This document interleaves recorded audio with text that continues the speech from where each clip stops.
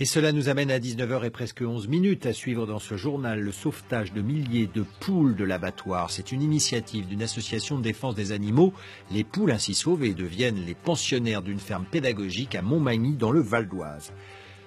C'est donc une histoire de sauvetage que nous vous contons à présent. 2000 poules sauvées de l'abattoir grâce à une association de protection des animaux. Cette même association qui avait recueilli l'été dernier une vache qui s'était enfuie pour échapper à la mort. Alors ces gallinacés ne finiront pas embrochés. Ils vivent désormais dans une ferme pédagogique à Montmagny dans le Val d'Oise.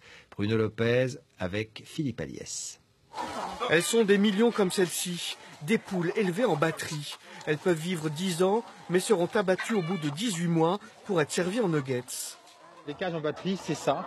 Voilà, les œufs que les gens mangent, c'est scandaleux. Il faut arrêter de manger les œufs élevés en batterie et intensifs.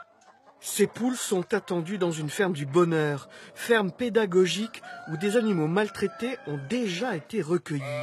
Au cœur des cités de Villetaneuse, les poules en piteux état venues de Meurthe et Moselle connaîtront un sort plus doux. On va permettre, sur l'exploitation ici, de disposer de poules, parce qu'on a des coques, on va pouvoir faire des petits poussins pour le projet pédagogique et pour nos ateliers. Et puis après, là, des gens vont venir les chercher pour les mettre dans leur pavillon. Ça participe à la réduction des déchets et ça permet d'avoir des œufs frais, bio, naturels, enfin quelque chose de beaucoup plus agréable qu'un œuf industriel. Les voilà, elles arrivent après une longue route. Cette fois-ci, l'association de Stéphane Lamarre a sauvé un total de 2400 gallinacés. 300 d'entre eux vont finir leur jour ici. Il les a rachetés 2 € pièce aux producteurs, une opération financée par des dons.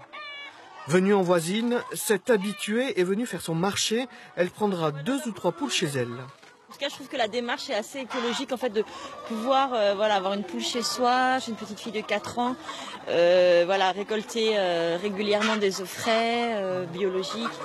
Les bénévoles de l'association comptent renouveler l'opération. Un geste salutaire, humanitaire et effectivement écolo, puisqu'une poule consomme 150 kg de déchets par an. De quoi réduire la production de ces déchets organiques chez les particuliers.